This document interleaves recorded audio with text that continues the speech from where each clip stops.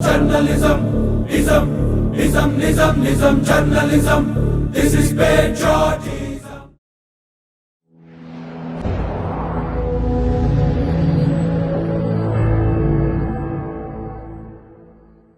I now look to Prashanth Bhushan to continue the case for the proposition tonight.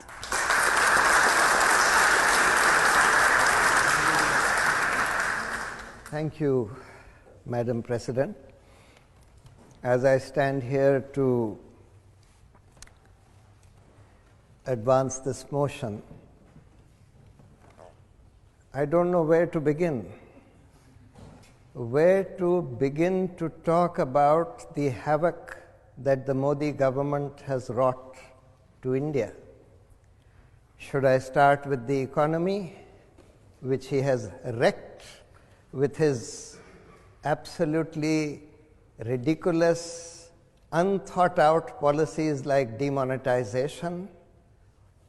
I could name many others. I was asked facts. Now, this is another unique thing that the Modi government has given us.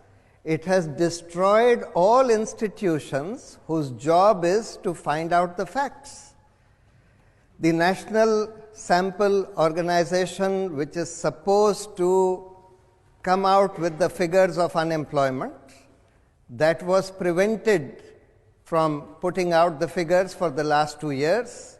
When finally the figures which they had collected leaked out, which showed that far from creating jobs, he had actually destroyed more than 1 crore jobs in the last 1 year alone, that is more than 10 million jobs in the last 1 year alone, then the heads of these statistical organizations which were responsible for creating these figures, they were attacked by the government and they had to resign.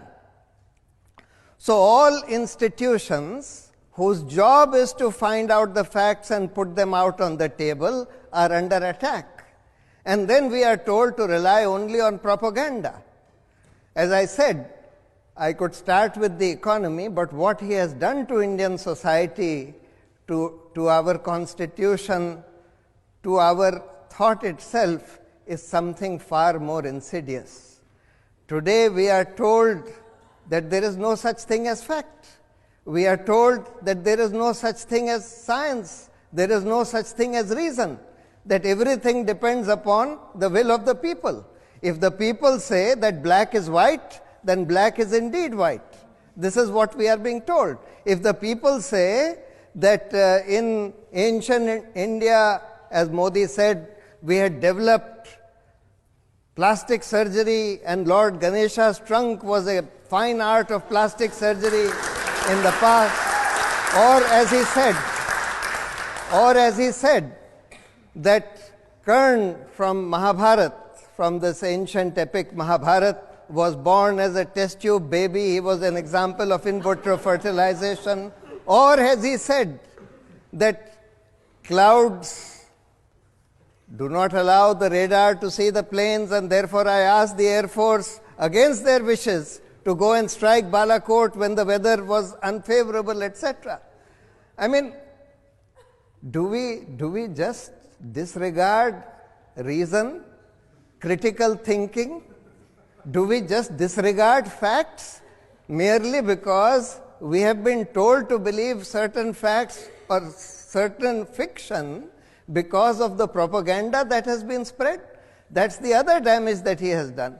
That he has reduced the media by controlling large sections of the media through inducements, through threats, etc., to just instruments of propaganda, instruments of spreading hate against Muslims, against minorities, etc. So there is an attack on reason, there is an attack on science, there is an attack on civilized values themselves, civilized discourse itself. For example, if you say anything against Mr. Modi, you are likely to be lynched by mobs on the streets. If you are a Muslim, you are going to be lynched by mobs on the streets with the police just looking on.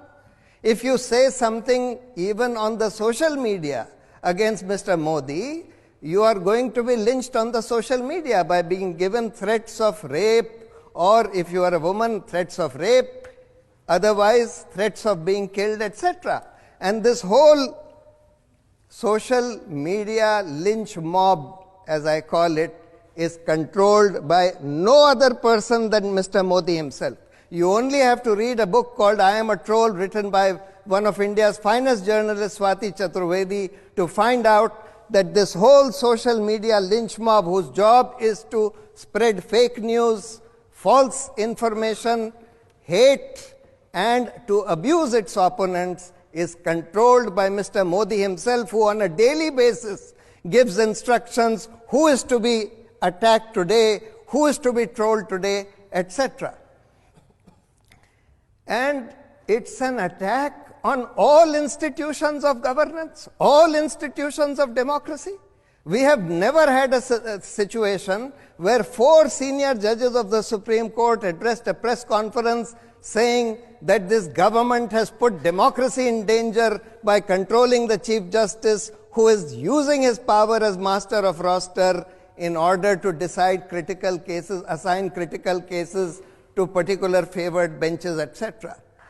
The Election Commission, for the last 30 years, the Election Commission was thought to be independent. Today, for the first time after 30 years, we are seeing that the Election Commission is condoning gross violations of the Code of Conduct by the Prime Minister and the leader of the Bharatiya Janata Party. The Comptroller and Auditor General gave a report on this Rafale aircraft deal, defense deal scam recently, which was predicted 3 months in advance by the government. 3 months before this report was given, the government told the Supreme Court in a sealed cover, in a note given in a sealed cover, which was reproduced by the court in its judgment, that this report had been given, that it had been placed in Parliament, it had been put out in the public domain, and the pricing details had been removed. Later, when if everybody pointed out that there is no such report, then the government filed an application saying that no, we meant will be given, will be placed in Parliament, will be put out in public domain. But how did they know that the report would redact the pricing details? It has never happened earlier in the last 70 years of the Comptroller and Auditor General auditing hundreds of defense deals. In not one defense deal has the pricing details been redacted. But the government knew in advance that the pricing details would be redacted by the Comptroller and Auditor General, showing that even the CAG has been made into a cage parrot. All anti-corruption institutions have been wrecked. The Lokpal was not appointed for the last 5 years. The CBI director, when he wanted to investigate the Rafale deal, he was removed in an overnight coup at 2 a.m. A contingent of 400 policemen were sent to take over the office of the CBI, and the Rafale deal was not allowed to be investigated. The Anti-Corruption Act, the Prevention of Corruption Act, has been destroyed by saying that every corruption investigation would require the permission of the government. That means you have to take the permission of the thief to investigate a theft. So, I say, in the name of democracy, in the name of the Constitution, in the name of science and reason, in the name of civilization itself, the Modi government must go.